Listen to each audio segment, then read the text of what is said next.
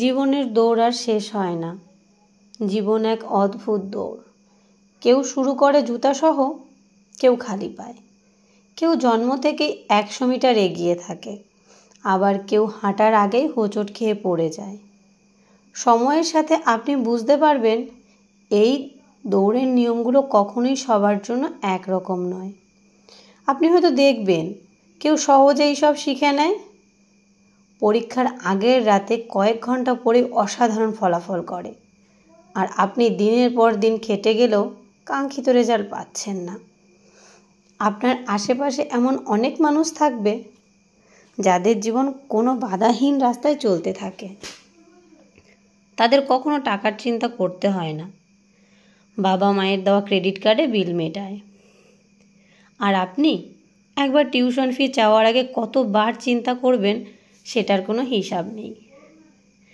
জীবনের এই খেলা কেউ একদিনে জিতে যায়, আর কেউ বছরের পর বছর খেলা করেও বোর্ডের নাম লেখাতে পারে না। কেউ একটা স্টার্টআপ থেকে শুরু করেই সাফল্যের চূড়ায় পৌঁছে যায়, আর কেউ 10টা উদ্যোগ নিয়ে ব্যর্থ হয়ে লোনের বোঝা টানতে টানতে হারিয়ে যায়। কখনো এমন মনে হবে আপনি দেখবেন আপনার চেয়ে কম দক্ষ, কম পরিশ্রমী কেউ আপনার স্বপ্নের চাবিকাঠিটা পেয়ে গেছে।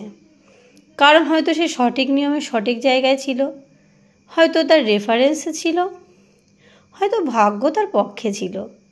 এসব ভেবে হয়তো আপনার নিজের উপর রাগ হবে, জীবনকে অন্যায় মনে হবে।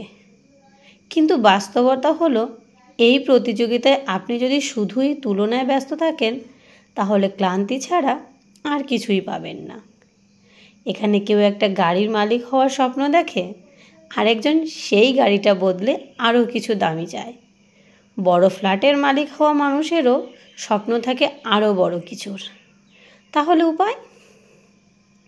উপায় হলো নিজের লেন ঠিক করা। এই দৌড় কারো জন্য নয়, আপনার নিজের জন্য। অন্যের জীবনের দিকে না তাকিয়ে নিজের গতিতে এগিয়ে যাওয়া।